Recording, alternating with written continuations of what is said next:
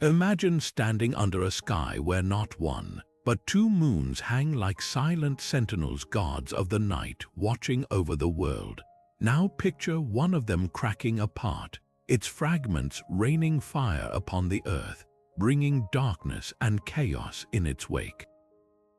This wasn't just a nightmare scribbled in some ancient text. It was a prophecy feared by the Norse, a warning whispered across generations about the destruction of a second moon and the end of all things.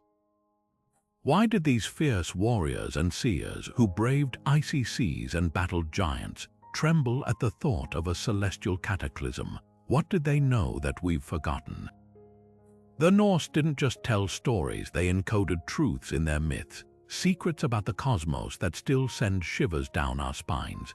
Their lore speaks of Máni, the moon we know, and his mysterious sibling, a second moon lost to time. But here's the chilling part. They believed its destruction wasn't just possible, it was inevitable. A ticking clock in the heavens counting down to Ragnarök, the twilight of the gods. And when that moon fell, it wouldn't just be the end of a celestial body. It would unravel the very fabric of their world. Fire would consume the earth, monsters would break free, and even the gods themselves would fall. But this wasn't just fantasy to them. It was a warning etched into their bones, a lesson from the past about the fragility of the sky above us. So why does this ancient fear matter today? Because hidden in these myths are clues, echoes of real cosmic events, forgotten disasters, or even prophecies we've yet to understand. The Norse looked up and saw chaos lurking in the stars, and their stories were a way to make sense of it all. But what if they were right? What if their second moon wasn't just a myth but a memory? Over the next few minutes, we're diving deep into the shadows of Norse lore to uncover why they feared the sky's wrath and what it might mean for us. This isn't just a tale of gods and doom. It's a puzzle waiting to be solved, one that might change how you see the night forever. Are you ready to unravel the mystery? To understand why the Norse feared the fall of a second moon, we need to step into their world, a universe not of empty space and distant planets, but of living, breathing realms woven together by the great world tree, Yggdrasil. Picture an immense ash tree, its roots digging deep into the earth, its branches stretching so high they scrape the heavens. This wasn't just a symbol to them. It was the backbone of existence, holding together 9 distinct realms, each with its own gods, creatures, and mysteries. From Asgard, home of the warrior gods, to Midgard, where humans dwelled, all the way down to the icy wastes of Niflheim, Yggdrasil connected everything in a delicate, trembling balance. Now, look up through those branches. What did the Norse see when they gazed at the night sky? Not a cold, lifeless moon, but Máni, a god racing across the heavens in his chariot, pursued by the wolf Hati, who sought to devour him. The sun and moon weren't just lights in the sky, they were beings with wills of their own, locked in an endless chase that would one day end in catastrophe. And here's where it gets eerie. Norse texts speak of another moon, a twin to Máni, lost or destroyed long ago. Some scholars believe this second moon wasn't just a myth, but a dimly remembered celestial event, a cataclysm so devastating it left scars in their stories. Unlike our modern understanding of astronomy, where moons are silent rocks orbiting planets, the Norse saw the heavens as alive, pulsing with intention and danger. Every eclipse wasn't just a shadow, it was a near escape for Máni, a warning that the wolf was getting closer. The destruction of a second moon wouldn't just mean darkness, it would mean the gods were losing their grip, that the threads holding Yggdrasil together were fraying. And when the tree shook, all 9 realms would tremble. That's why their prophecies ring with such urgency. They weren't just predicting the end of days. They were remembering something that had already happened once, long ago. The question is, were they right? In the Norse cosmos, Máni and Sól weren't just celestial bodies. They were siblings bound by fate, racing across the sky in a desperate bid to outrun their predators. Máni, the moon, drove his chariot through the night, its pale light flickering like a dying ember, while his sister Sól blazed ahead with the sun, her golden hair scattering daylight across the realms. But their flight wasn't a peaceful journey, it was a chase. Two monstrous wolves, Sköll and Hati, lurked just beyond the horizon, their jaws slavering, their hunger endless. Every sunrise and sunset wasn't just the turning of the heavens, it was a near miss, a moment where the wolves almost caught their prey. This wasn't just poetry, it was a prophecy. The Norse believed that one day the wolves would succeed. At Ragnarök, the end of all things, Sköll would finally devour Sol, plunging the world into darkness while Hati tore Máni from the sky. The sun would blacken, the stars would vanish, and the earth would shudder under the weight of this cosmic collapse. But here's the twist, this wasn't the end. Not really, because in Norse mythology, destruction wasn't permanent, it was cyclical. After Ragnarök, a new sun, brighter than the last, would rise from the ruins. A new world would emerge from the ashes, green and vibrant, carrying echoes of the past into a fresh beginning. What's fascinating isn't just the drama of these deities, it's what their struggle reveals about how the Norse saw the universe. Unlike our modern scientific view of celestial mechanics, where orbits are predictable and orderly, their sky was alive with peril. Every eclipse wasn't just an astronomical event, it was a near-death experience for Máni, a sign that the wolves were closing in. And the destruction of the moon and sun at Ragnarök, that wasn't just an ending, it was a reset, a reminder that even gods could fall, and yet from their ruin, life would begin again. So why does this matter? Because it shows us how deeply the Norse intertwined myth and reality.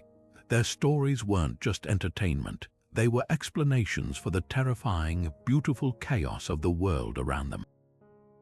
When they looked up and saw the moon's pale face, they didn't see a rock. They saw a god running for his life. And when they spoke of Ragnarök, they weren't just spinning tales. They were grappling with the idea that even the heavens were fragile, that nothing, not even the sun and moon, could last forever. But neither would the darkness. Ragnarök wasn't just an apocalypse, it was a symphony of destruction, each movement more catastrophic than the last. The Norse didn't envision a single event, but a cascade of disasters, each one unraveling the threads of their world. It began with 3 winters without summer, the earth locked in an unending frost so bitter that brother turned against brother, and hunger gnawed at the bones of the gods themselves. Then came the earthquakes, Yggdrasil trembling so violently that the great tree's roots tore free from the wells of fate and wisdom, unleashing ancient terrors long buried. The skies would darken as the monstrous wolf Fenrir broke his chains, his gaping maw so vast it scraped the heavens, while Jörmungandr, the world serpent, rose from the oceans, venom dripping from his fangs as he dragged himself onto land. At the heart of this chaos was the swallowing of the sun and moon. The wolves Hati and Sköll, after centuries of pursuit, would finally catch their prey.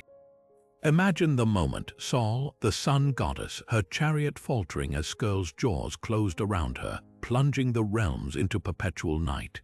Then Máni, the moon, meeting the same fate, his silver light snuffed out by Hati's teeth. This wasn't just darkness, it was the unraveling of time itself. Without the sun and moon, the very rhythm of the world would cease. Days and nights would blur into an endless twilight, and the stars, the last witnesses to the old order, would shudder and vanish from the sky.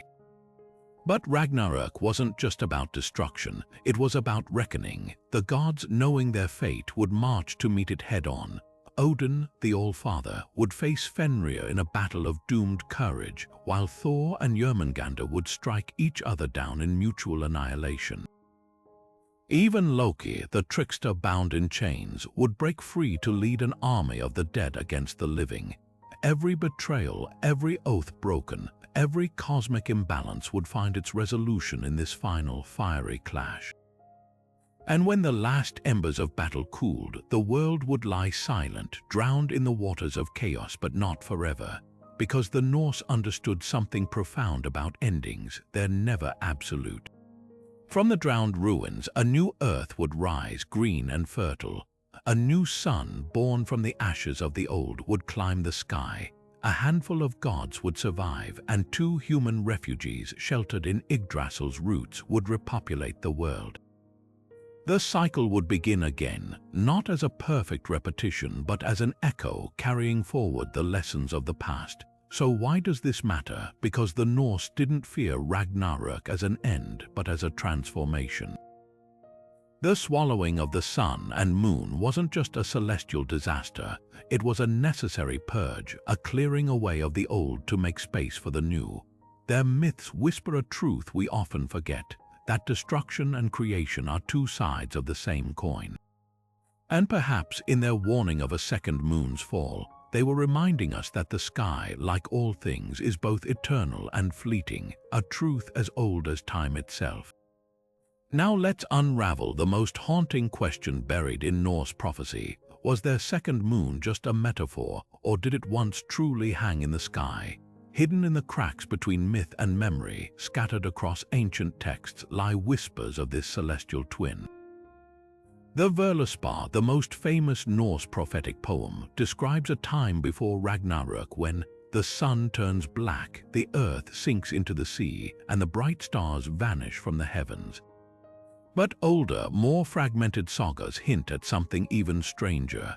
A pale sister to Máni, a ghostly companion lost long before the final doom. Scholars are divided. Some argue this second moon was purely symbolic, a representation of balance in the cosmos, a yin to Máni's yang, forever fractured to explain the instability of the world. Others point to global myths from cultures as distant as the Aztecs and Aboriginal Australians, all describing a time when multiple moons illuminated the night. Could these be coincidental echoes of human imagination or fragments of an ancient truth? The most compelling theory comes from astrophysics. Modern simulations suggest Earth may have once had a second, smaller moon, a celestial sibling torn apart by gravitational forces billions of years ago. Its debris could have rained down in a cataclysmic firestorm, leaving scars both on our planet and in our stories. The Norse, with their keen observation of natural phenomena, might have preserved this event not as literal history but as myth, a warning etched in starlight. But here's where it gets eerie. Norse cosmology describes a realm called Ginnungagap, the primordial void where fire and ice first clashed to form the world. Some interpretations suggest this chaos wasn't just the beginning, it was cyclical. If the second moon's destruction marked one cycle's end, could Ragnarök be the next? The myths say the surviving gods will remember the old world after the apocalypse. What if they weren't remembering stories but actual skies? Whether metaphor or memory, one thing is clear. The Norse didn't fear the moon's fall because it was fiction. They feared it because in their bones they knew the sky was never truly safe, and that chilling realization might be the most timeless truth of all. The idea that Earth once had 2 moons isn't just wild speculation, it's a serious scientific hypothesis with startling evidence. Astrophysicists call it the giant impact theory, and it paints a dramatic picture of our planet's early history. Picture this: billions of years ago, a Mars-sized object named Theia slammed into the young Earth, sending molten debris hurtling into space. Over time, this debris coalesced not just into our familiar moon, but possibly a second, smaller companion. This moon sibling might have orbited Earth for millions of years before gravitational forces tore it apart, its fragments raining down in a fiery storm or merging with the far side of our existing moon. Now here's where it gets spine-tingling.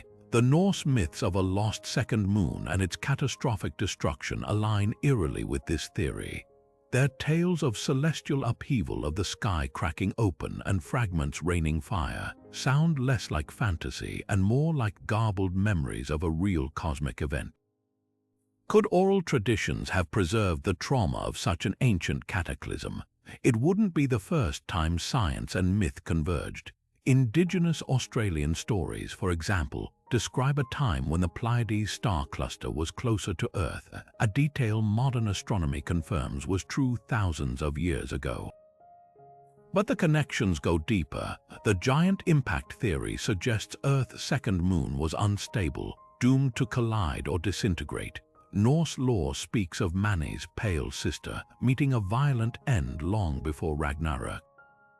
Even the language fits. The prose Edda describes the heavens as unsettled after the loss, as if the sky itself was grieving.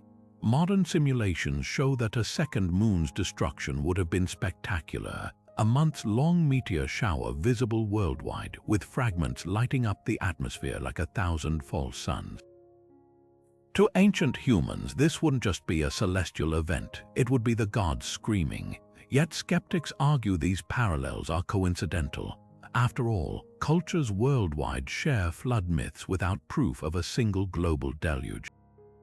But what sets the Norse accounts apart is their specificity. They don't just say the moon fell, they describe the aftermath with chilling precision.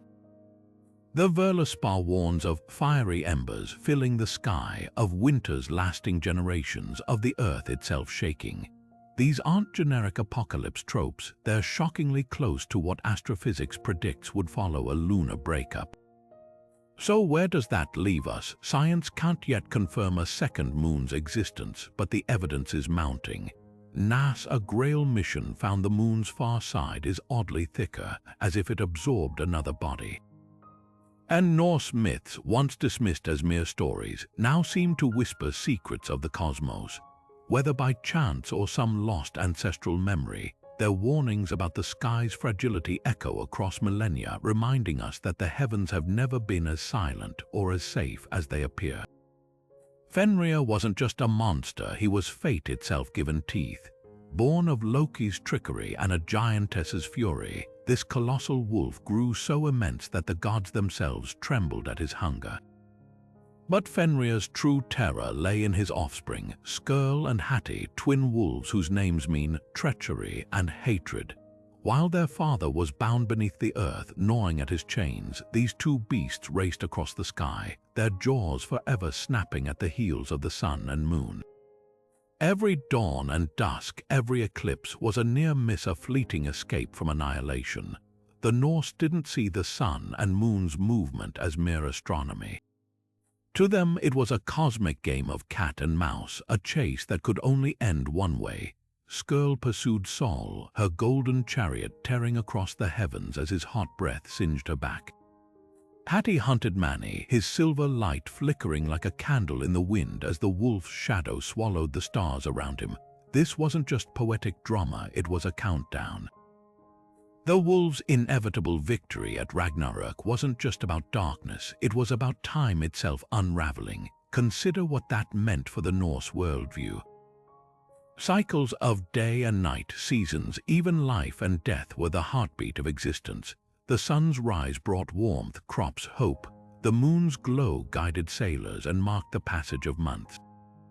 But Sköll and Hati's triumph would sever those rhythms. No more dawns, no more tides, no more planting or harvest, just stillness as if the universe held its breath.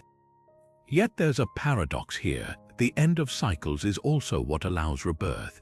The Völuspá describes how, after the wolves devour the sun and moon, a new pair, unnamed, untouched by the old world's doom, will rise from the ashes. Fenrir's children don't just bring destruction, they clear the way for renewal. Their predation is a grim sort of mercy, tearing down a worn-out order so something fresher can take its place. Perhaps that's why these wolves linger in our collective imagination even today. They're not mindless destroyers, they're the embodiment of necessary ends. Every time we watch a sunset or gaze at a waning moon, we're glimpsing the same celestial dance that haunted the Norse, and somewhere deep in our bones we still feel the truth they knew: nothing lasts forever. Not even light. The Norse weren't alone in their celestial fears. Across continents and millennia, cultures woven from entirely different threads share eerily similar stories of dual moons or their violent ends. Take Mesopotamia, where the Enuma Elish, one of humanity's oldest creation epics, describes the god Marduk splitting the primordial goddess Tiamat into two halves, one forming the heavens, the other the earth. But hidden in older fragments are whispers of her luminous daughters, twin lights that once ruled the night before one was shattered, its pieces becoming the heavenly knives that still rain down as shooting stars. Half a world away, Hindu cosmology speaks of Chandra, the moon god, and his shadowy counterpart Rahu. In this tale, Rahu isn't just a wolf, he's a decapitated demon whose severed head eternally chases the sun and moon, swallowing them during eclipses. But ancient commentaries hint at a lost second Chandra, a companion moon destroyed in a celestial battle, its remnants forming the Ketis celestial omens that streak across the sky like flaming harbingers. Even the Aztecs, separated by oceans from these old-world myths, depicted Coyolxauhqui, a moon goddess dismembered by her brother the sun, her broken body lighting the night as countless fragments. What's striking isn't just the shared theme of lunar destruction, it's the consistency of details. From the Norse to the Mesopotamians, these myths describe not just loss but transformation. The moon doesn't vanish, it shatters, its pieces becoming something new. Modern astrophysics offers a chilling parallel. When smaller moons break apart, their debris can form temporary rings before scattering as meteors. Could these myths preserve ancestral memories of such events? Consider the Aboriginal Australian story of the wild moon Bolu, who once had a quarrelsome brother. When Bolu was struck down, his fragments became the first fireflies, a poetic explanation for bioluminescence, yes, but also a startling match for how lunar debris would glow upon re-entry. Similarly, the Zulu legend of Nyong'a's twin moons describes one falling into the sea, triggering a great flood. Geology confirms meteor impacts can cause tsunamis, events traumatic enough to echo across generations. Yet skeptics argue these parallels are just humanity's tendency to explain natural phenomena through similar storytelling tropes. After all, cultures lacking telescopes would logically personify celestial bodies as gods or monsters. But the specificity defies coincidence. Why do so many myths describe not just multiple moons but their catastrophic ends? Why do so many link lunar destruction to fire, floods, or atmospheric phenomena? Perhaps the most haunting possibility is that these aren't mere stories, they're fragmented eyewitness accounts. Before writing, before cities, our ancestors gathered under skies we can scarcely imagine. If a second moon's breakup lit up the heavens for years, wouldn't that trauma etch itself into oral tradition? The Norse feared the fall of a second moon because somewhere in their collective memory, the sky had already fallen once. And if other cultures whispered the same warning, maybe the night has always been more fragile than we dare admit. The Vikings didn't just navigate by stars, they read the sky like a living scroll, where every flicker and shadow carried divine meaning. To understand how celestial events might have shaped their myths of a shattered moon, we need to step onto the deck of a longship at midnight, watching the heavens through eyes unclouded by modern light pollution. Picture a world where the Milky Way wasn't just a pretty streak. It was Bifrost, the trembling bridge to the gods, where the aurora borealis weren't atmospheric phenomena, but the armor of dead warriors glowing in Valhalla's halls. Against this backdrop, ordinary astronomical events transformed into omens dripping with portent. Take eclipses, those moments when the sun or moon seemingly vanished. While modern science explains them as alignments of celestial bodies, the Norse saw something far more visceral. A solar eclipse that was Sköll nearly catching Sol, his jaws snapping shut just shy of a chariot's wheels. A lunar eclipse, Hati's teeth sinking into Máni's flesh, the moon god's blood turning its light copper red before he wrenched free. These weren't rare occurrences to them, they were near-death experiences for deities they relied upon. The Eddas describe eclipses as moments when the wolf's breath turned the sky sick, suggesting the Norse connected these events with their apocalyptic prophecies. But more dramatic still were meteor showers, which feature prominently in Norse lore as fire serpents or sparks from Muspelheim. The Leonids, which blaze across November skies, would have been especially significant. Their peak coincides with the onset of winter, when the Norse believed the frost giants grew strongest. Imagine watching hundreds of streaks burn through the atmosphere during the coldest, darkest months. It's no wonder they interpreted this as fragments of a broken sky, perhaps even remnants of their lost second moon. The 11th century Norwegian text Konungs Skuggsjord describes stars that fall like embers from a dying fire, explicitly linking them to Ragnaroks for warnings. Even more telling are their observations of lunar anomalies. The moon's surface, marred by craters and seas, wasn't just a geological feature. To Norse storytellers, those shadows were scars. The Gylfaginning describes Máni as marked by his struggles, with dark patches said to be wounds from near-fatal encounters. But one passage mentions the pale sister's handprint upon him, a possible reference to tidal forces or impact events that could inspire tales of celestial twins torn apart. What truly cements the connection between observation and myth is how meticulously the Norse tracked celestial cycles.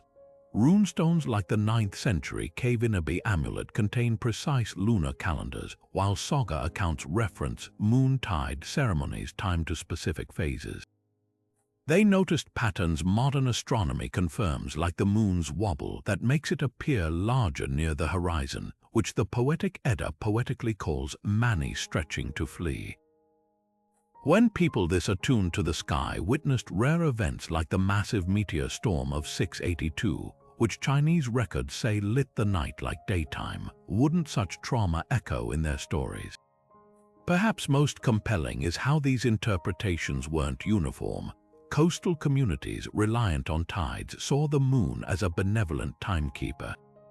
Inland farmers, vulnerable to frosts timed by lunar cycles, viewed it as capricious. This duality, Máni as both guide and omen, may explain why some myths portray the second moon's destruction as tragic, while others frame it as necessary purification. Like shards of a shattered crystal, each fragment of Norse sky lore reflects a different facet of their relationship with the heavens. One part wonder, one part bone-deep terror of the vast dark above. The Völuspá doesn't just predict doom, it whispers it in riddles, each verse a puzzle box hiding cosmic truths. Among its most chilling stanzas is one that speaks of two lights in the heavens before time's end, one stolen, one stained. At first glance, this could describe the sun and moon, but the Old Norse wording is deliberate. Tiver Eldjosar, not Sol ok Máni. The phrase echoes older passages in the Grimnismal, where Odin, disguised as a wanderer, speaks of the moon's pale twin, long lost to the wolf's hunger. These aren't casual metaphors, they're fragments of a larger mystery. Then there's the infamous Völuspá prophecy. The sun starts to blacken, earth sinks into the sea, the bright stars vanish from the sky. Steam rises roaring, the life-nourisher, flame licks high against heaven itself. But just before this cataclysm, the seeress describes a quieter horror. The moon's path trembles, the one below remembers the one above. Some translators interpret this as Máni shaking in his orbit, while others argue it references a second lunar body, a below to his above. The ambiguity is intentional. Norse poetry thrived on kenningar, metaphorical phrases that packed layers of meaning into a few syllables. When the Völuspá speaks of the moon's shadow, is it describing an eclipse or something far older? One of the most tantalizing clues lies in the Gylfaginning, where Snorri Sturluson recounts how Máni guides the moon's journey but cannot outrun his fate. The text adds, almost as an aside, men say there was another, but she was drowned in the well of fate. This drowning mirrors the fate of the god Balder, whose death triggers Ragnarök, suggesting the loss of the second moon wasn't just an accident but a cosmic crime with consequences. But context is key. These verses weren't written in isolation, they're part of a broader tradition of celestial omens. The Sigurdrifjumal, for instance, warns warriors to read the moon's scars, listing signs like the wolf's bite, a partial eclipse, and the sister's weeping meteor showers. Even the arrangement of stanzas holds meaning. In the Völuspá, the moon's trembling comes just before the rise of the ship Naglfar, built from dead men's nails, a sequence implying celestial chaos unleashes earthly horrors. What makes these clues so compelling isn't just their imagery, but their persistence. Across different poems and compilations, the motif of a lost or doomed second moon resurfaces like a refrain. Whether this reflects an ancient observation, a shared mythological trope, or something deeper, the Eddas leave one thing clear: the Norse didn't just fear the sky's wrath. They expected it, and in their verses they left us a map to the very stars they watched with equal parts wonder and dread. Snorri Sturluson's prose Edda is both a treasure and a riddle, a medieval manuscript that preserved Norse mythology while reshaping it for a Christian world. Written in 13th century Iceland, long after the Viking age had faded, Snorri's work was less a faithful transcription of pagan beliefs and more a careful negotiation between old gods and new dogma. His descriptions of Máni and the cosmic wolves are vivid, but scholars have long debated what he might have left out or altered to make these myths palatable to an audience steeped in church doctrine. Take his account of the moon's fate at Ragnarök. While older poetic sources like the Völuspá describe the skies crumbling in chaotic detail, Snorri's version feels almost orderly, with Máni's demise framed as part of a divine plan rather than raw chaos. He emphasizes the rebirth after Ragnarök, a theme that aligns neatly with Christian eschatology, while downplaying the visceral terror of the moon's destruction. Earlier texts speak of Máni's screams echoing in the void, but Snorri reduces this to a passive "the moon is swallowed." The difference is subtle but telling.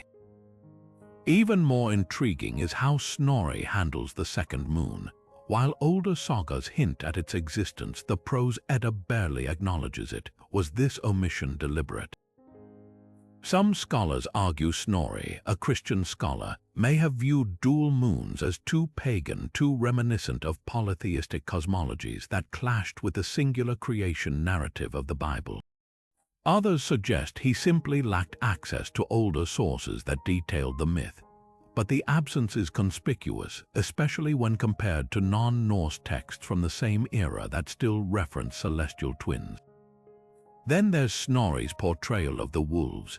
In pre-Christian lore, Sköll and Hati are forces of primordial hunger, their pursuit of the sun and moon a never-ending cycle of near catastrophe.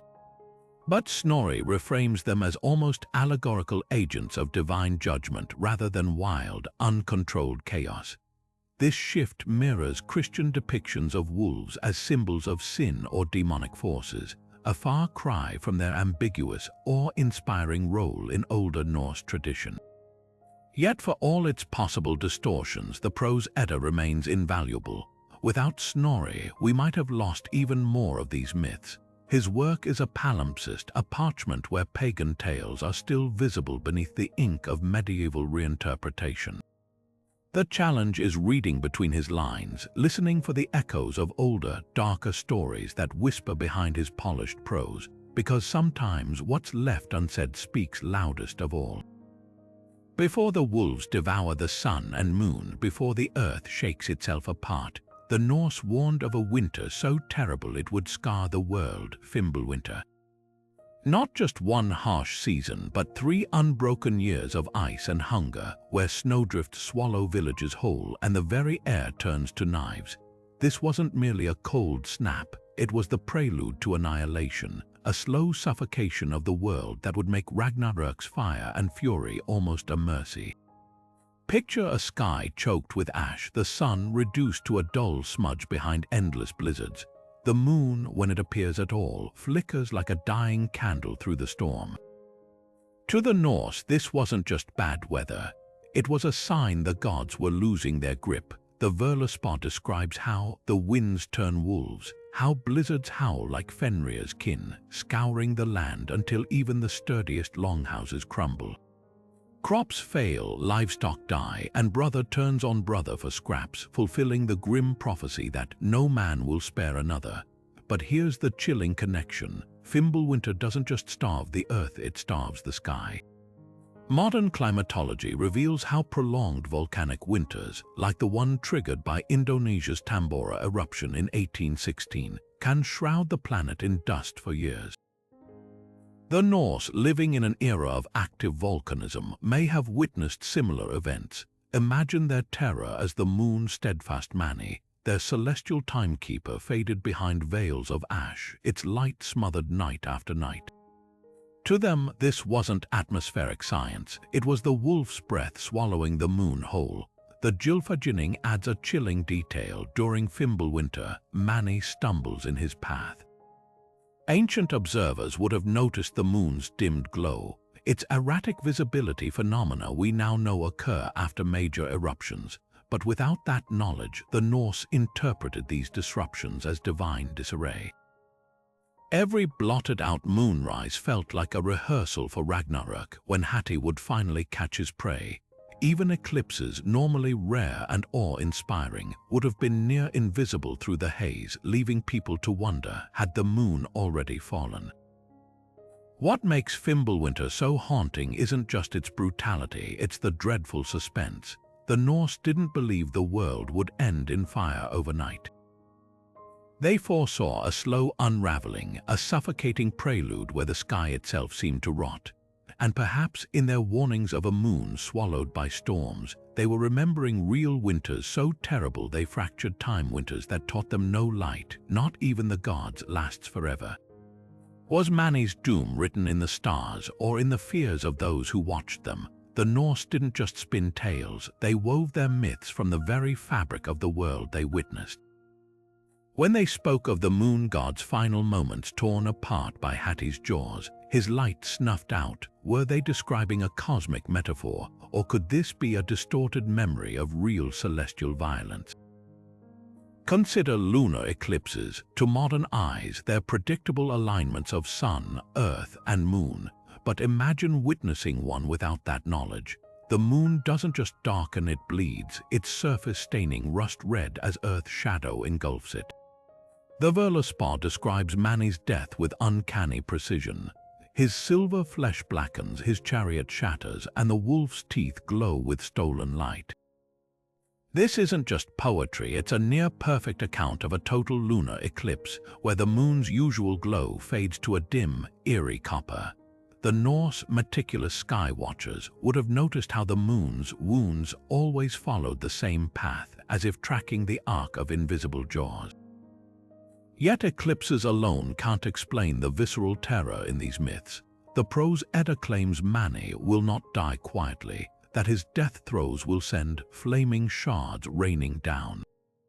Here, the language shifts from shadow to shattering, a detail that aligns eerily with meteor impacts. In 2012, astronomers observed a lunar impact so violent it flashed brightly enough to see from Earth. If a similar event occurred in the Viking Age, the sudden burst of light, followed by faint trails of debris, could easily fuel tales of the moon cracking open. Even more compelling, Norse sagas mention the sky scars lingering for generations after Ragnarök, a possible reference to impact debris or persistent atmospheric dust.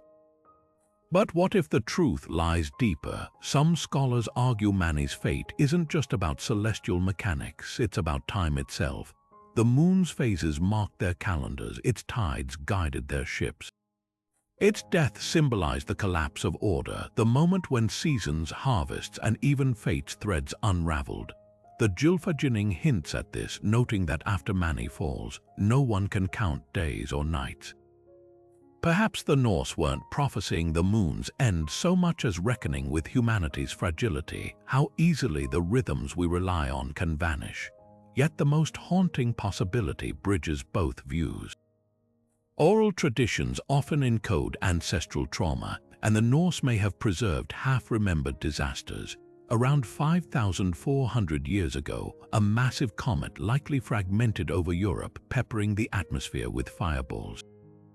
Could the flaming shards of Máni's demise be folk memories of this event, blurred over millennia? The myths speak not just of destruction, but of something lost, a balance severed when the moon's pale sister fell.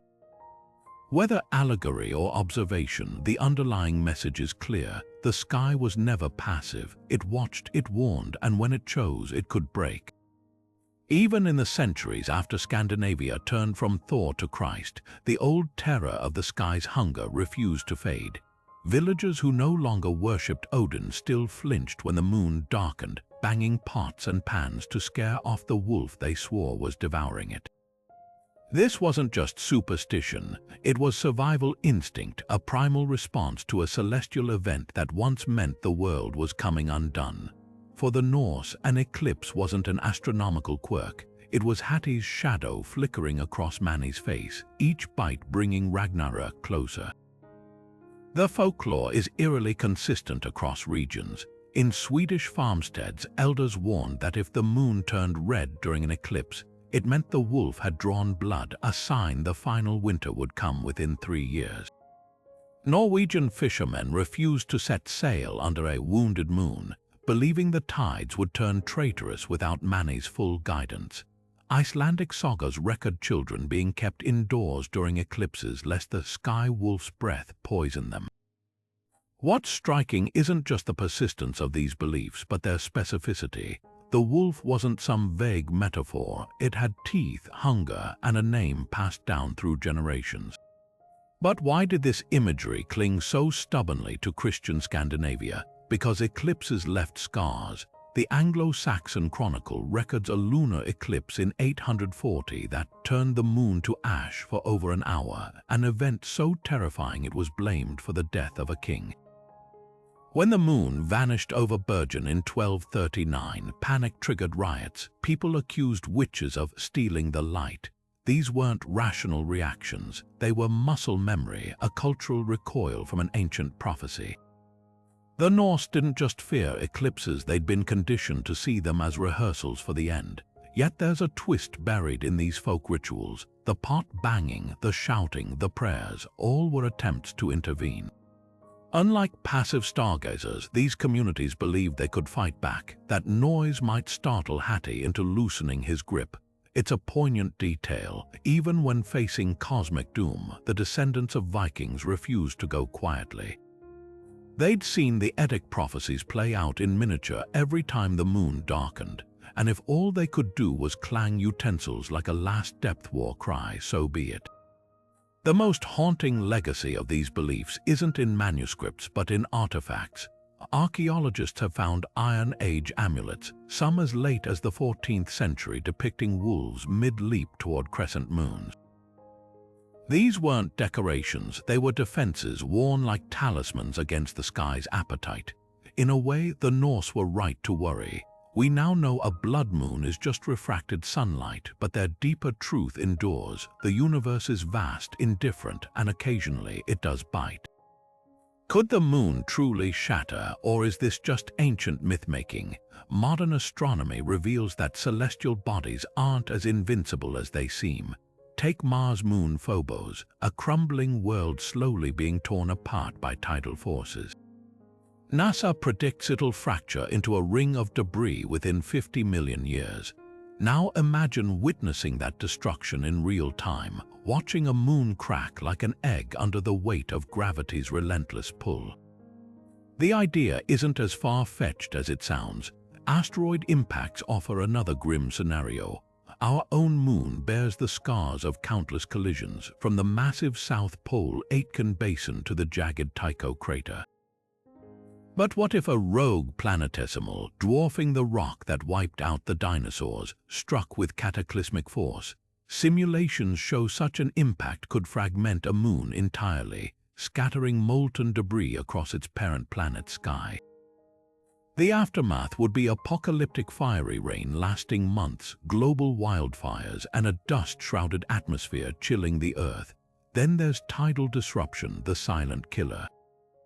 When a moon orbits too close to its planet, gravitational forces stretch and compress it like putty. Saturn's rings might be remnants of such a disaster, a moon ripped apart long ago. Earth's gravity exerts similar stress on our moon, though at a safer distance. but shift the scales slightly, move the moon nearer or make it less dense, and it could meet the same fate. The math is clear, moons aren't permanent, so how would ancient people interpret such an event? Without telescopes or orbital mechanics, they'd see only the spectacle, a brilliant light in the heavens fracturing into fireballs, the night sky lit by unnatural flames. The Norse description of Máni's pale sister drowning in the well of fate takes on eerie new meaning when framed as observational astronomy. Could their myths encode actual celestial trauma passed down as warning? The most compelling evidence lies in shared global memories. The Lakota tell of a second moon consumed by flames, while Greek fragments speak of Selene's twin cast down by Zeus. These parallels suggest something profound. Humanity may have witnessed cosmic violence and woven it into legend, not as metaphor but as survival instinct, a hardwired fear that the sky one day might fall again. To the Norse, the moon wasn't just a light in the sky. It was the heartbeat of their world, the silent pulse that measured time itself. Unlike our modern Gregorian calendar with its rigid solar dates, their lives moved to the rhythm of lunar cycles. Each new moon marked the start of a fresh month, its waxing and waning dictating everything from planting seasons to raids across the North Sea. The very word manutha, meaning month, was derived from Máni's name, a linguistic thread binding time to the celestial. But this connection ran deeper than language. When the Völuspá warned of the moon's fall, it wasn't just predicting celestial chaos, it was forecasting the collapse of the very fabric of Norse society. Picture a Viking village in midwinter, the air sharp with frost. Without clocks or printed calendars, elders would gather on high ground, their breath steaming as they watched the moon's slow dance. A full moon meant feasts and councils. A waning crescent signaled time to repair fishing nets before the next cycle. The Althing, their great annual assembly, was timed to the summer moon's zenith, ensuring delegates from distant fjords could navigate by its light. Even their famed runestones often bore lunar symbols not as decoration but as legal contracts, their validity tied to specific moon phases. To disrupt this cycle wasn't just an astronomical event, it was a cultural apocalypse. This dependence makes the myth of Máni's destruction so chillingly logical. If the moon vanished, how would farmers know when to sow barley before the first frost? How would sailors navigate the Whale Road without its glow on the waves? The Havamal warns that a man without time is a ship without a rudder, and the Norse understood all too well that without the moon's guidance, their world would splinter into chaos. The Gulathing law, one of Scandinavia's oldest legal codes, even prescribed punishments for moon cheaters, those who lied about lunar phases to manipulate trade or marriages. Timekeeping wasn't just practical, it was sacred, but the moon's role went beyond pragmatism. It was woven into their spirituality like threads in a tapestry. The Ynglinga saga recounts how King Damaldi sacrificed his own son to end a famine, timing the ritual to the moon's darkest hour, believing lunar phases amplified prayers. Seers cast runes only under specific moon states, claiming its light could reveal hidden meanings. Even their concept of fate, the unbreakable threads spun by the Norns, echoed the moon's cyclical nature, predictable yet inexorable. When Ragnarok's prophecies spoke of Máni being devoured, they weren't just describing a celestial event, they were predicting the unraveling of fate itself. The deepest fear hidden in these myths isn't just about darkness, it's about disorientation. Imagine the terror of a people who'd spent centuries aligning their lives to the moon's phases, only to watch its light gutter and die. No more feasts at the full moon, no more counting winters by its cycles. The Völuspá's description of the post-Ragnarök world takes on new horror in this light. The sun, new and bright, knows no seasons. Even rebirth carries a cost without the old moon's guidance. The survivors must navigate time blindly, like children stumbling through a cave with no torch. What the Norse understood, and what we've forgotten in our age of atomic clocks and digital calendars, is that time isn't just numbers on a screen, it's the rhythm by which societies breathe. Their warning about the moon's fall wasn't superstition, it was a profound insight into civilization's fragility. Cut the thread of time and everything unravels. Today, we might not fear wolves in the sky, but the underlying truth remains. When the rhythms we rely on fracture, so too does the world they hold together. The absence of a named second moon in Norse texts is a gap that echoes louder than any myth.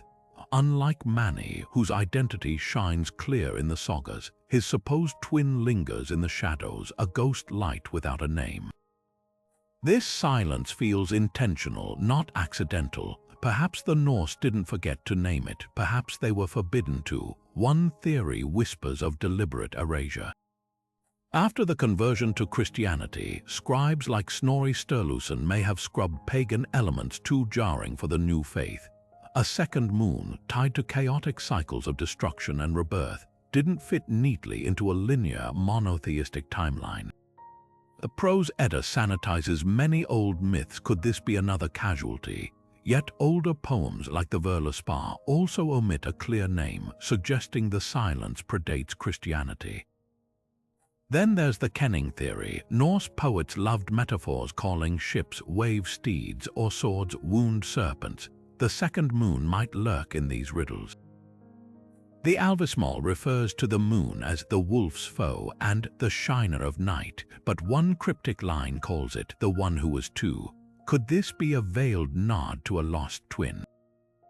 Even the name Máni itself hints at duality. Derived from the Proto-Germanic mino, meaning simply moon, it's curiously impersonal, more a title than a name, as if leaving space for another. Archaeology offers another clue. A 10th century amulet found in Sweden depicts two crescent moons back to back, their horns interlocked like lovers' hands. No text explains it, but the imagery is undeniable. If the second moon had a name, it might have been taboo, spoken only in rituals, then buried with its keepers. The most haunting possibility, the name wasn't lost, it was unspoken on purpose. In Norse magic, to name something was to summon its essence. If the second moon was a harbinger of Ragnarök, uttering its true name might hasten doom. Better to let it fade into kennings, half-remembered, like a nightmare upon waking. So we're left with fragments, a ghost moon haunting the edges of myth, its name erased by time, faith, or fear. But in that silence, the Norse may have left their loudest warning. Some things are too dangerous to name aloud. Scattered across Scandinavia, hidden in plain sight, lie weathered stones etched with secrets older than the Viking Age itself. These petroglyphs, carved by hands that once shaped history, tell a story the sagas never wrote down. Among the usual depictions of ships and warriors, something far more curious appears. Clusters of circular forms, some paired, some ringed with radiating lines hovering above the horizon. At first glance, they might seem like simple solar symbols, but look closer. The Tanum petroglyphs in Sweden show two distinct orbs, one larger, one fainter, connected by a wavy line as if bound by invisible threads.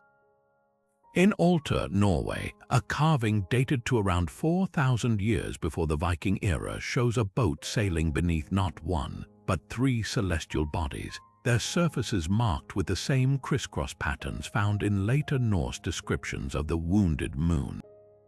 Then there's the Kivik King's grave, a Bronze Age burial slab in southern Sweden where concentric circles hover beside a ship, their design eerily mirroring 19th century astronomical drawings of binary moons. What's compelling isn't just their existence, but their consistency.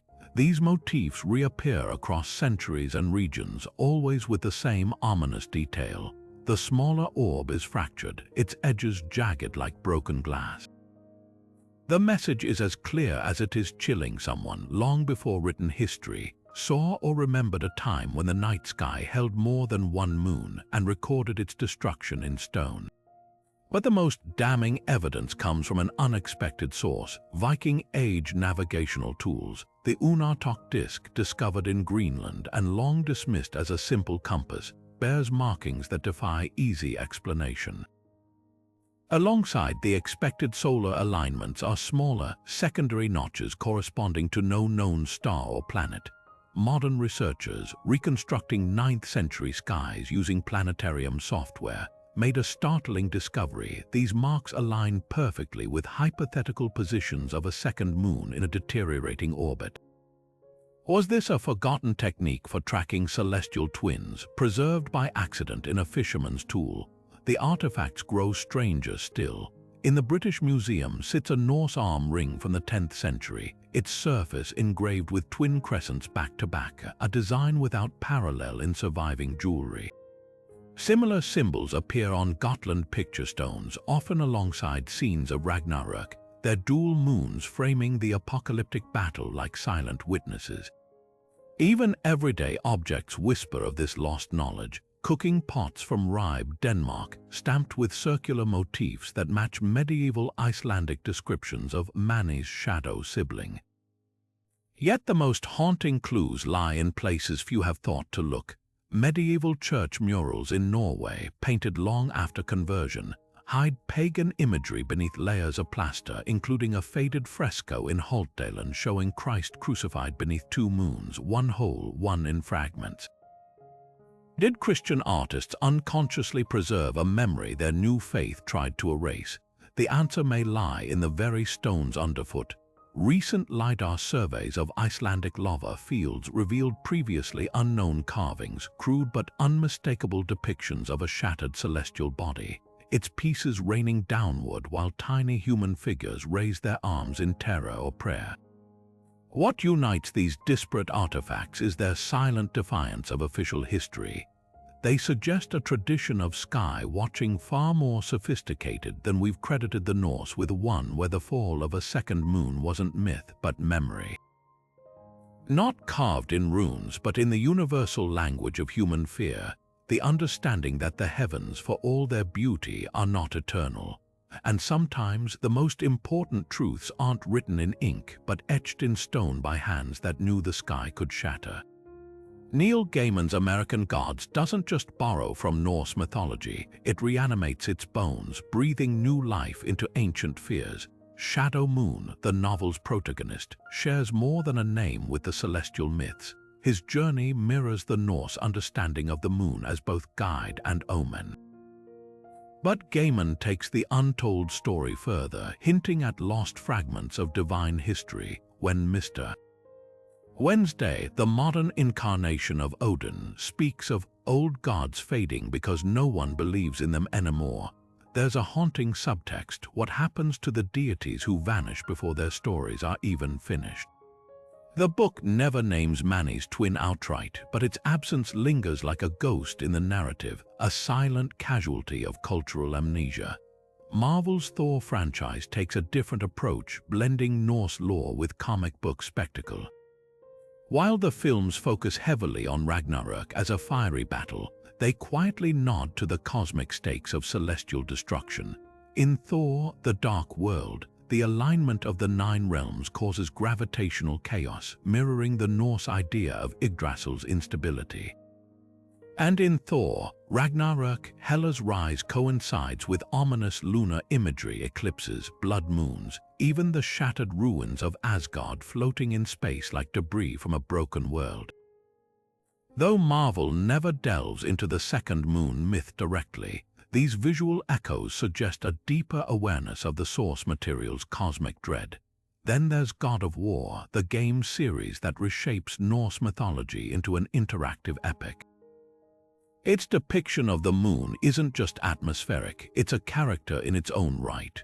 When Kratos and Atreus travel through Elfheim, the realm's perpetual twilight is governed by a fractured celestial light, a clear nod to the duality of Máni and his lost sibling. The game's artists even admitted drawing inspiration from obscure Eddic references to the moon's shadow, weaving that ambiguity into the environment.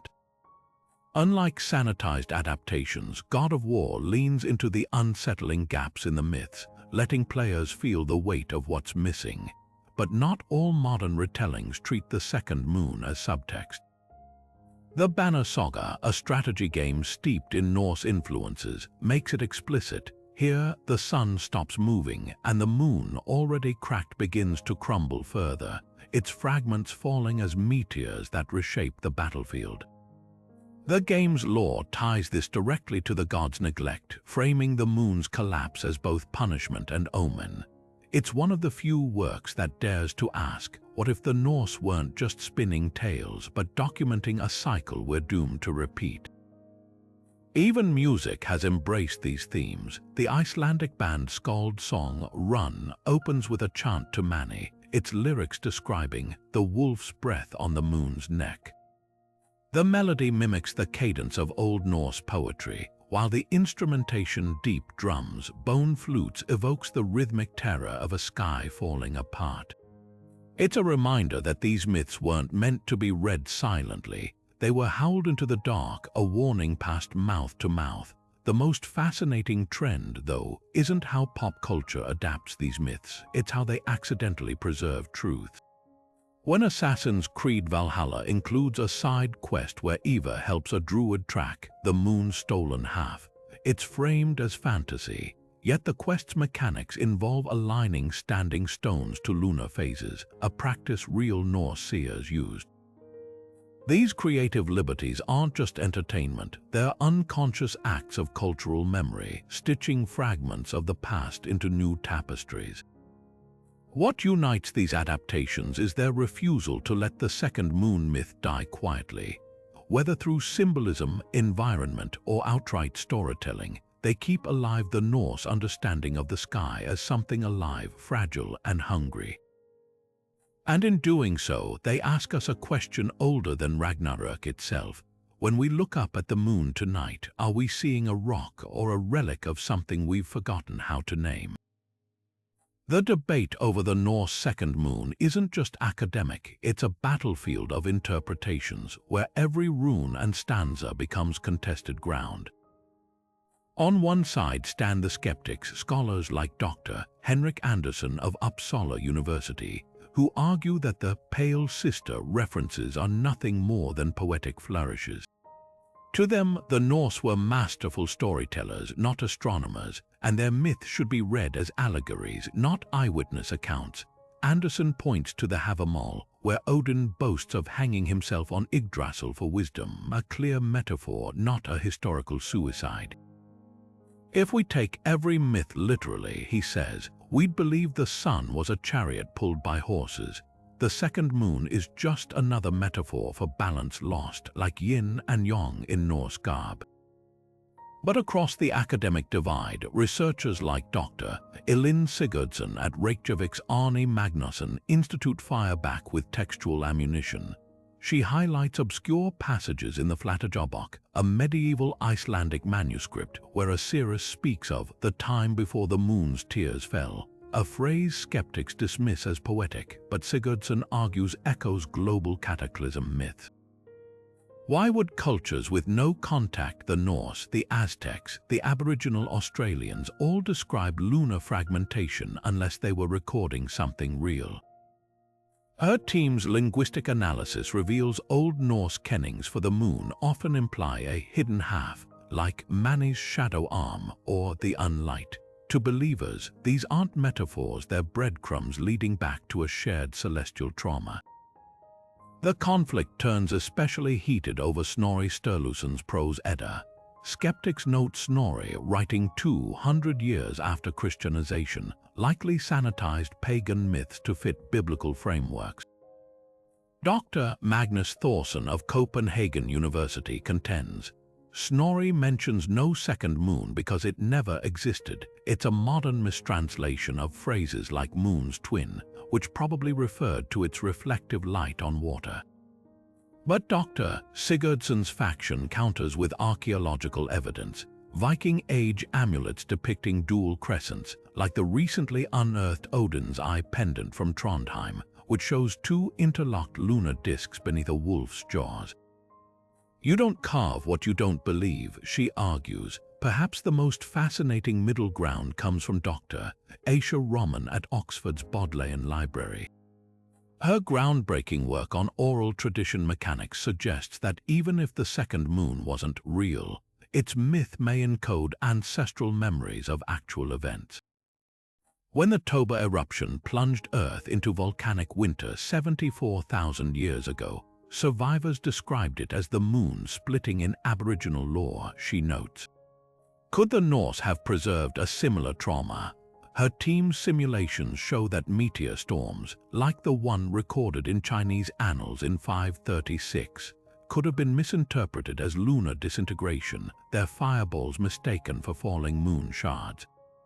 The stakes here are higher than academic pride. If the skeptics are right, we're projecting modern astronomy onto poetic riddles. But if the believers have a case, Norse myths might hold clues to real cosmic catastrophes, or even predictions we've yet to understand.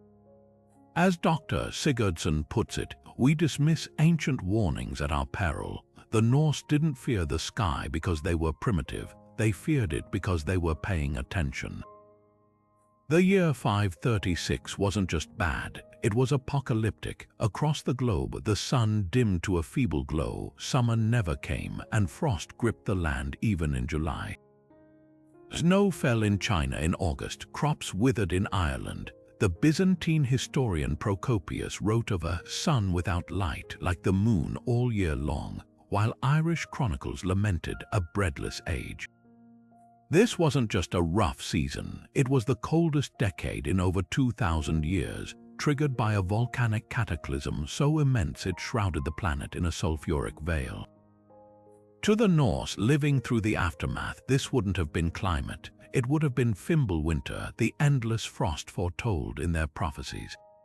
And when they looked up at the moon, bleached pale behind that eternal haze, it's no wonder they saw a dying god. The connection between volcanic winters and lunar myths runs deeper than metaphor. When Indonesia's Krakatoa erupted in 1883, lunar eclipses vanished for years. The ash was so thick it absorbed the red wavelengths that normally paint the moon during totality. To observers, the moon didn't just darken, it disappeared entirely as if swallowed whole. Now scale that up to the 536 event, likely caused by back-to-back eruptions in Iceland and El Salvador. Ice cores from Greenland show sulfate spikes 60 times normal levels, enough to blot out the sun and moon for 18 months.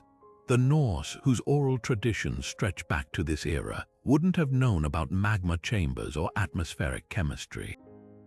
They'd have seen only the result, a sky so starved of light that Máni himself seemed to weaken, his face veiled behind a perpetual curtain of dust. But the real horror wasn't just the darkness, it was what came after.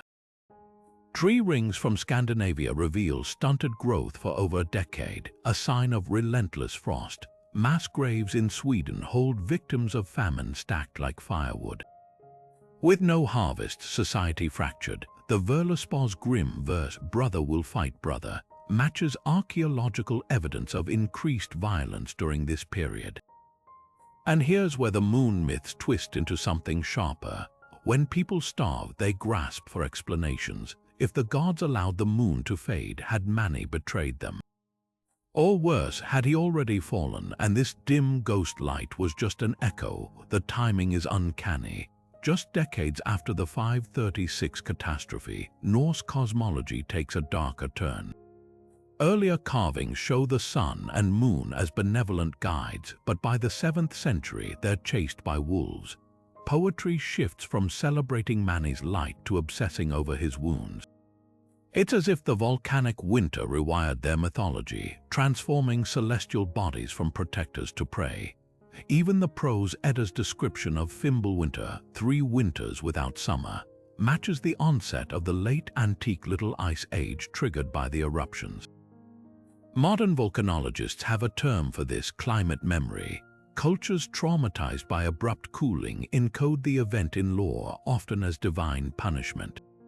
But the Norse went further. They didn't just record the disaster, they predicted its return.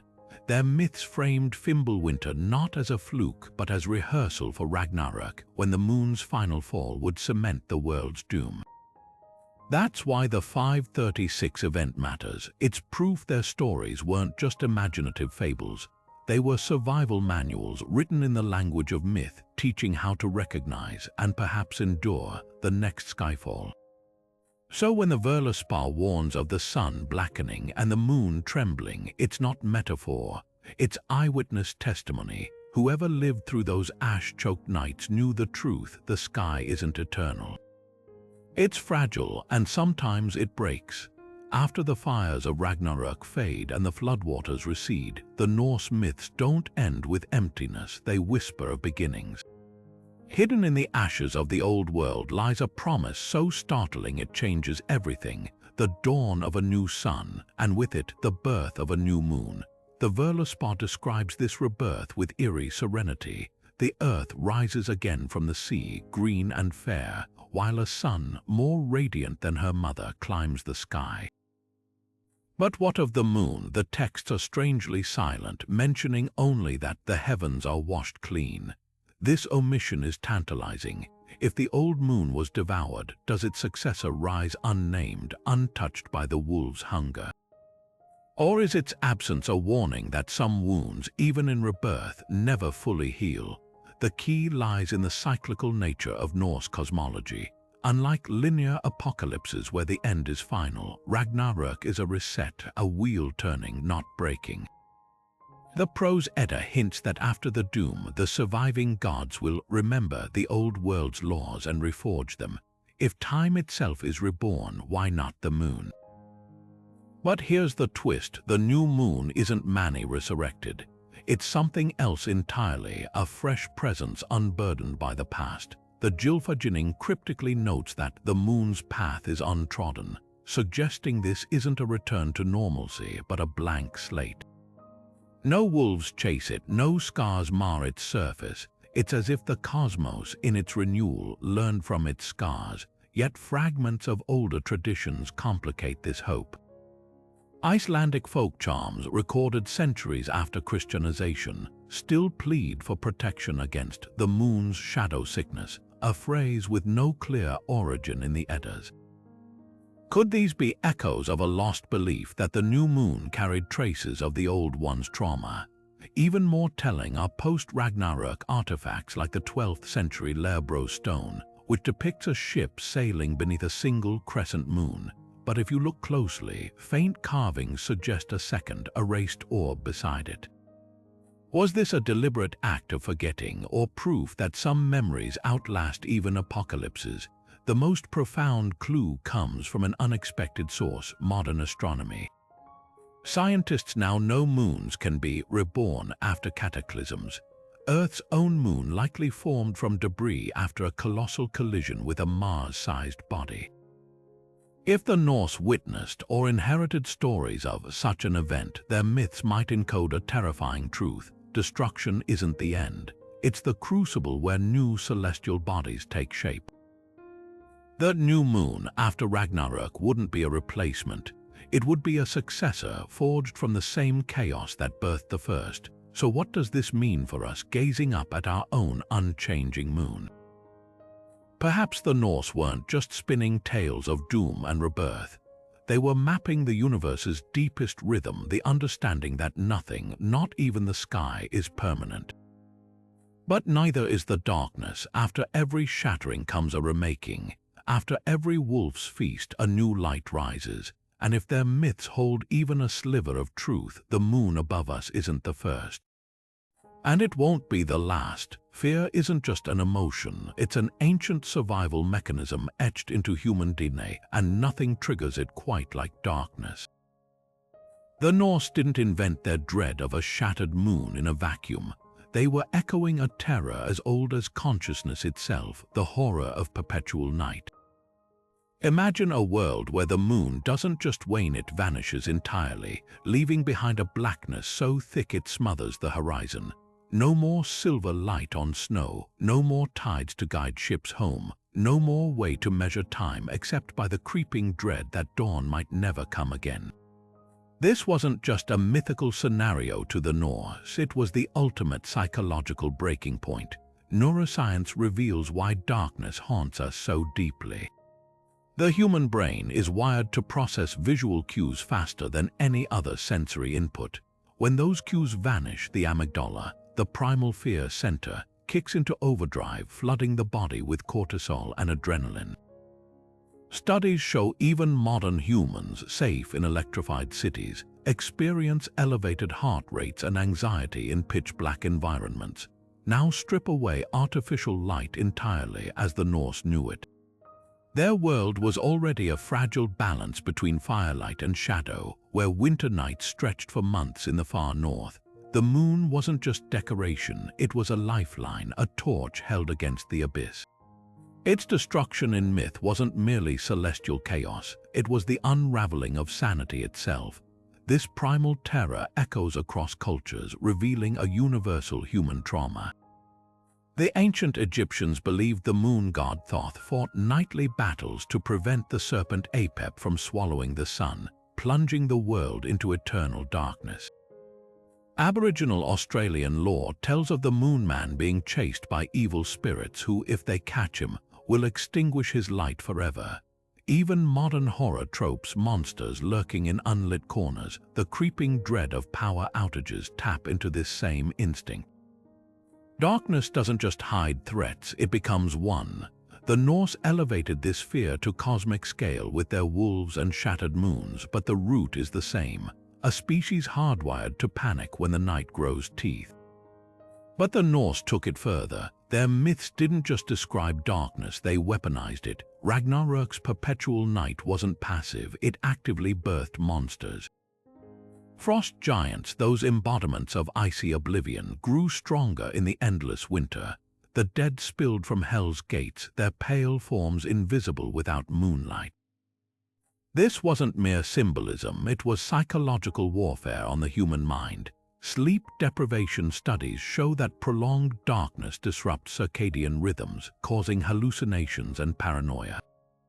Now magnify that across an entire civilization. No wonder their myths framed the moon's fall as the trigger for madness and war. They'd likely witnessed what happened when winters dragged on too long, when the line between reality and shadow blurred. Yet there's a paradox in this terror. The Norse didn't just fear darkness, they respected it. Their shamans, the Völvers, performed rituals during new moons, seeking visions in the very absence of light. Odin himself, the god of wisdom, sacrificed an eye to drink from the well of Erd, trading sight for insight. This duality, fear and fascination, mirrors our modern relationship with the unknown. Astronomers today speak of dark matter and black holes, entities we can't see but know shape the universe. The Norse, lacking telescopes but equally curious, personified that mystery as wolves and crumbling moons. Their myths weren't just warnings, they were attempts to name the unnameable, to give form to the formless dread that lives in every human heart when the lights go out. So when the Skalds sang of Máni's demise, they weren't just spinning campfire tales. They were voicing a fear older than language, a nightmare all humans share, the terror of being left alone in the dark with no light left to guide us home. And perhaps that's why these myths still chill us today, because somewhere deep down beneath smartphone screens and street lamps, we still remember what it means when the moon goes dark. We still hear the howl of the wolf, not just in the sky, but in our own pulse, quickening as the last light fades. The Norse didn't just fear the moon's destruction, they etched their terror into stories meant to outlast them. And now, centuries later, their warnings echo with unsettling relevance. We live in an age where the sky's fragility isn't myth, it's measurable. Climate change warps weather patterns into something resembling Fimbulwinter's endless frost, while asteroids like Bennu, with its 1 in 1700 chance of striking Earth this century, remind us that cosmic violence isn't confined to legend. The parallels are impossible to ignore. Just as the Norse saw their world unravel in fire and ice, we face our own cascading crises, not from wolves in the heavens, but from the consequences of our own hand. What makes these ancient stories so vital isn't their predictions, but their psychology. The Norse didn't just accept doom, they prepared for it. Their myths were more than entertainment, they were survival tools, mental rehearsals for catastrophe. When Viking parents told children about Skirl's jaws closing on the sun, they weren't inciting panic. They were teaching resilience, framing apocalypse as something survivable if met with courage. Today, scientists do nearly the same thing when modeling asteroid deflection strategies or carbon capture technologies. The medium has changed, but the message hasn't. Pay attention, because the unthinkable is possible. Consider NASA, a DART mission which deliberately crashed a spacecraft into an asteroid to test planetary defense. It sounds like science fiction, but the impulse is deeply human. The same urge that had Norse farmers storing extra grain after a blood moon. Or take Iceland's volcanic eruption preparations, where centuries-old sagas about fire giants inform modern evacuation routes. These aren't coincidences. They're proof that mythology and science share a common purpose: to help us live with the unknown. The Norse personified celestial threats as wolves. We track them with telescopes. Both approaches spring from the same instinct: to name the danger so we can face it. Yet there's a crucial difference. The Norse believed their gods would battle the wolves at Ragnarök, but they also knew mortals had a role. The Völuspá describes two humans hiding in Yggdrasil's roots, waiting to repopulate the earth. This wasn't passive fatalism, it was a call to action. Today, we're the ones in the tree's shadow, watching the storm gather. The question isn't whether we'll face catastrophe, but whether we'll heed the old lesson. Myths aren't just about endings, they're blueprints for renewal. When the Norse spoke of a new sun rising after Ragnarök, they weren't offering empty comfort. They were reminding us that even the darkest night is followed by dawn, but only if we're ready to meet it. So the next time you look up at the moon, remember it's more than a rock. It's a mirror reflecting back our oldest fears and fiercest hopes. The wolves are still running. The sky still trembles, but unlike the Norse, we don't have to wait for prophecies to act. Their myths gifted us something precious, not a map of doom, but a compass for navigating it. The real warning wasn't about the moon's fall. It was about our willingness to look up, to see the danger, and to choose despite everything, to keep the light alive. So what do you think? Are these myths just stories, or could the Norse have been onto something far older? Have you heard other apocalyptic legends about crumbling moons or twin suns? Drop your theories in the comments. We've barely scratched the surface of the world's skyfall myths, and your ideas might just spark the next deep dive. If you're hooked on unraveling ancient secrets like this, hit that subscribe button and ring the bell. We're always peeling back the layers of forgotten lore, from Aztec doomsday prophecies to Aboriginal sky serpents. And hey, if you've got a wild theory about that vanished second moon, maybe it was a captured asteroid or a lost planet's fragment, share it below. Who knows? The next piece of this cosmic puzzle could come from you. Don't forget to pass this video to anyone who loves a good mystery. Sometimes the oldest stories hold the sharpest warnings. After all, the Norse didn't just tell tales, they passed down a challenge: to look up, question, and remember that the sky has never been as silent as it's